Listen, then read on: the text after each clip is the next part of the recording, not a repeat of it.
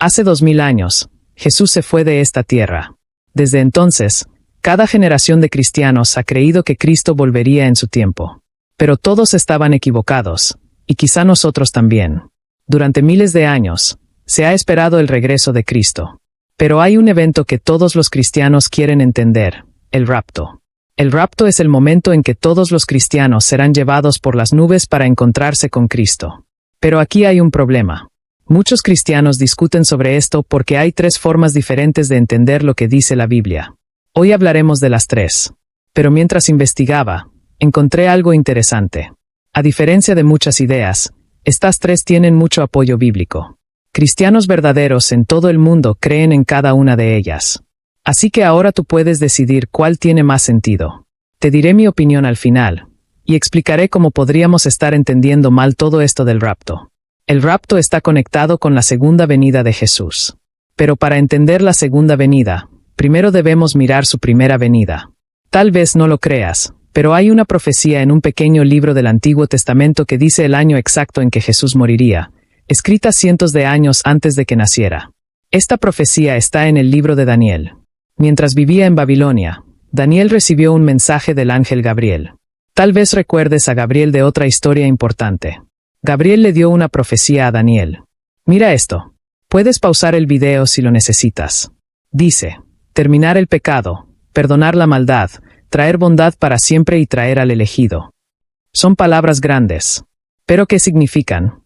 Gabriel le dijo a Daniel el momento exacto en que el Salvador vendría a ayudar al mundo. Dijo que sería en 70 semanas. Suena corto, como un año. Pero sabemos por la historia que Jesús vino más de 400 años después. Entonces, ¿qué pasó? Si tienes una Biblia, ve a Daniel 9:24. En realidad dice 77, no semanas. Te mostraré una prueba en un momento. Demuestra que 7 significa 7 años. Saca una calculadora. Cada vez que veas un número con la palabra 7 o semana, multiplícalos. Así que 70 por 7 es igual a 490 años. Aquí se pone interesante. Estas 70 semanas se dividen en 7 semanas y 62 semanas. Pero falta una semana. Las 7 semanas, o 49 años, eran para reconstruir el templo. Las 62 semanas, o 434 años, llevan a Jesús, el elegido, siendo matado. ¿Y la semana que falta? Podría ser muy importante después. Veamos si todo esto en verdad pasó. En el Evangelio de Juan, los judíos dicen que el templo tomó 46 años en construirse. Eso está cerca de los 49 años de Daniel. Pero faltan 3 años. En Esdras 4, vemos que se detuvo la construcción del templo por razones legales. Esa pausa fue de unos 3 años. Así que en total, realmente fueron 49 años. La profecía de Daniel dijo que desde la orden para reconstruir Jerusalén habría 77, menos el último. Entonces serían 69 sietes, o 483 años. Un rey persa llamado Artajerjes dio esa orden el 4 de marzo del año 444 a.C. Si cada año tiene 360 días, 30 días por 12 meses, eso es 173.880 días. Si cuentas desde ese día, llegas al día exacto en que Jesús entró a Jerusalén y dijo que era el Mesías. El Antiguo Testamento predijo la primera venida de Jesús, hasta el día exacto. ¿Y qué significa eso para su segunda venida? Bueno, creo que la respuesta depende de lo que esa última semana perdida realmente significa. La mayoría de los cristianos piensa que es la tribulación, 7 años difíciles al final del tiempo. Pero se dice que el rapto pasa durante ese tiempo. Y aquí está el problema. No todos los cristianos están de acuerdo en cuándo pasará. El rapto significa que Jesús llamará a los creyentes al cielo. Tendremos nuevos cuerpos y estaremos con Él. Suena increíble, ¿verdad? Pero no todos están de acuerdo en cuándo pasará. Hay 3 ideas importantes. Y las 3 tienen sentido y apoyo bíblico. Así que te las contaré y tú decides cuál creer. Una idea dice que el rapto pasa antes de la tribulación. Eso significa que los cristianos no pasarán por los 7 años difíciles en la tierra. Jesús dijo que su regreso será una sorpresa, como una trampa cerrándose. Dijo que debemos orar para escapar de lo que está por venir en Apocalipsis. Jesús le dice a Juan que escriba a la iglesia en Filadelfia, no la Filadelfia en Estados Unidos, diciendo que los va a cuidar de un momento difícil que vendrá para todo el mundo. Qué amable de su parte. Pedro también dice que Dios protege a su gente durante el juicio final.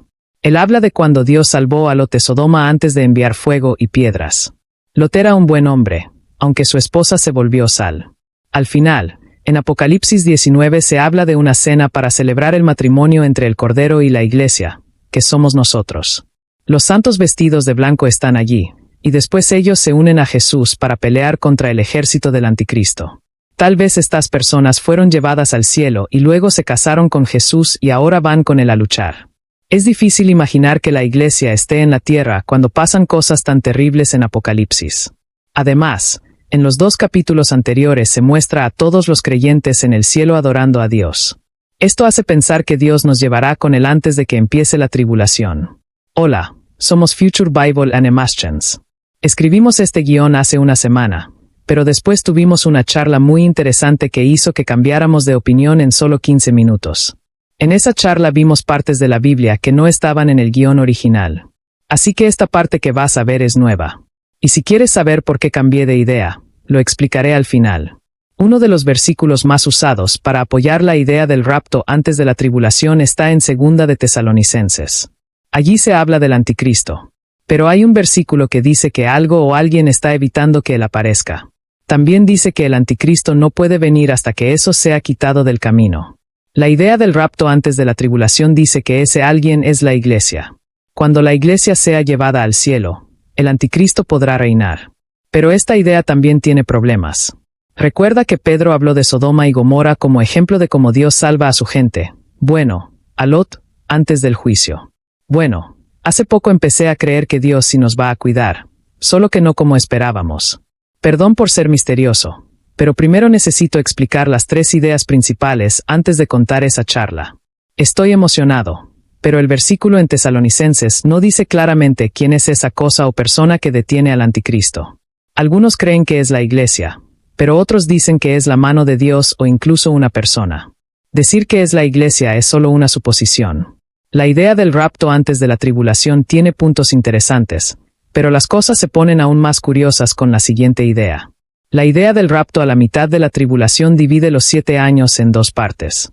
En el libro de Daniel, la 4ª bestia, que es el Anticristo, como dice Apocalipsis, tendrá el poder de atrapar a los santos por un tiempo, tiempos y medio tiempo, o sea 3 años y medio. Confía en mí, y en expertos de la Biblia, en esto. Un evento muy importante del fin del mundo pasa justo en ese tiempo. Pero ya te diré cuál. Primero, parece claro que la palabra santos se refiere a la gente de Dios. Daniel 12 lo explica más, diciendo que en el tiempo de gran sufrimiento, cuando el poder del pueblo de Dios se acabe, ocurrirá la resurrección y recibiremos cuerpos del cielo. En otras palabras, justo antes de la segunda mitad del sufrimiento, tendremos nuevos cuerpos gloriosos.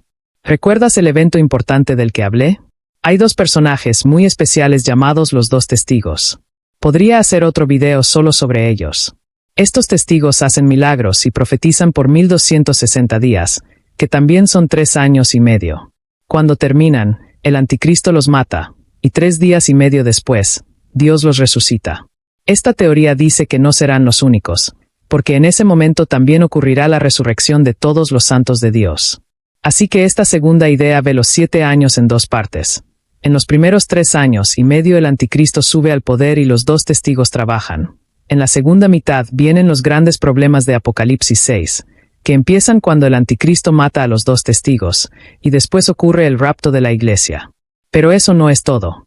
Todavía falta una última idea, y es la más aterradora. Es la idea del rapto después de la tribulación. Esta es la más difícil de aceptar, porque dice que los cristianos no serán llevados al cielo antes del sufrimiento. En cambio, Jesús vendrá una sola vez, al final de todo el tiempo de problemas. Así que tendremos que pasar por todo. Y eso da un poco de miedo. ¿Podemos decir que Dios realmente nos ama si quiere hacernos pasar por todo eso? Algunas de las cosas mencionadas en el libro de Apocalipsis son realmente aterradoras. ¿Cómo podría Dios permitir que esto le pase a su pueblo elegido?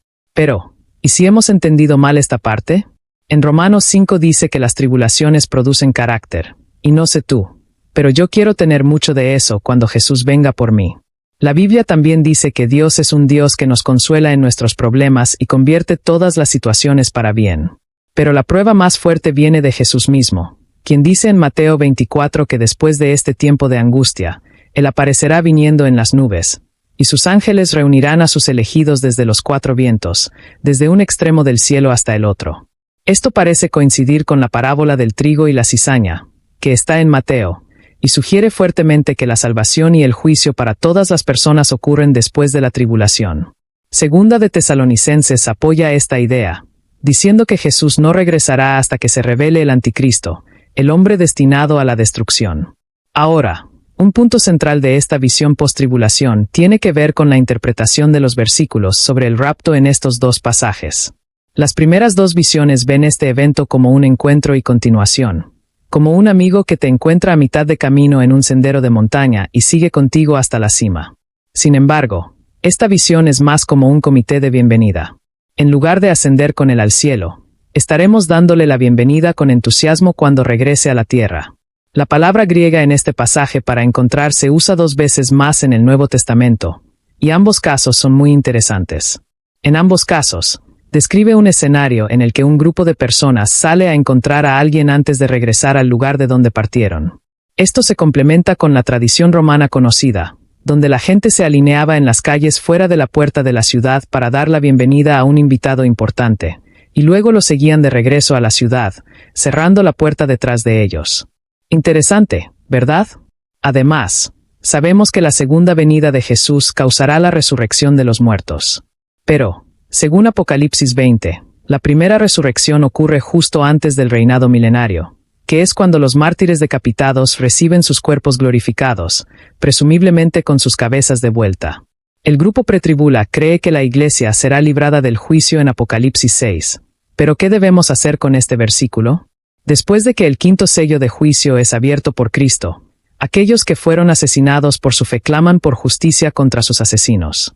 El versículo 11 muestra a Jesús diciéndoles que esperen un poco más, hasta que sus compañeros, hermanos en la fe, sean asesinados y se unan a sus filas. Esto sugiere que, de hecho, no solo hay creyentes, sino mártires que viven durante el periodo de tribulación, y son una de las razones para el retraso de Cristo en iniciar el juicio final. Así que creo que ya es hora de contarte cómo y por qué cambié de opinión en cuestión de minutos. La primera visión que decidí descartar fue la pretribulación. La mayoría de las razones por las que hice esto ya están expresadas en el video que acabas de ver. Así que eso me dejó con las dos últimas opciones, mid-trib y post-trib. Cuando empecé a trabajar con mi escritor, ambos nos inclinamos por la visión post-tribulación. Simplemente no podíamos aceptar la idea de una segunda venida secreta de Jesús para raptar a la iglesia antes de regresar en poder para una tercera venida. Simplemente tenía más sentido que el rapto ocurriera al final de los 7 años de tribulación y al comienzo del reinado milenario de Cristo. Todo es un movimiento fluido. Pero luego pensé en enviarle un mensaje a mi pastor senior para ver cuál era su punto de vista. Recibí una respuesta muy simple: soy mid-trib. Sería genial ponernos al día y discutir. Ahora, mi escritor y mi pastor tenían puntos de vista opuestos, y estaba aún más confundido. Pero la conversación que cambió mi opinión ocurrió el viernes, 4 de abril, cuando decidí reunirme en persona con mi pastor. Él explicó la visión mid-trib de una manera que yo realmente no había captado inicialmente. Y ahora intentaré explicártelo a ti de la manera en que me lo explicó. Aquí está la línea de tiempo. Primero, la entidad que está deteniendo al anticristo. Mira Apocalipsis 17 para una teoría interesante sobre lo que esa entidad podría ser. Será removida. Él empezará a ganar influencia y, finalmente, controlará toda la tierra. Al mismo tiempo, los 2 testigos comenzarán su ministerio y profetizarán y harán milagros durante 3,5 años. En ese momento, el anticristo se pondrá furioso y los matará, pero 3,5 días después, serán resucitados. En ese momento, todos los santos muertos serán resucitados con la 7ª y última trompeta, y nosotros encontraremos a Cristo en el aire y regresaremos con él a la tierra. Cuando él llegue a la tierra, destruirá al anticristo con solo un soplo y establecerá su reino para el reinado de 1000 años. La segunda mitad de la tribulación será Jesús ejerciendo su juicio sobre aquellos que nunca fueron salvados, aunque en ese periodo, algunos pueden arrepentirse y volverse a Cristo, comenzando el reinado milenario de Cristo. Así que supongo que, por ahora soy un creyente en la visión mid-trib. Si te gustó este estilo más personal de video, házmelo saber en los comentarios. Que Dios te bendiga.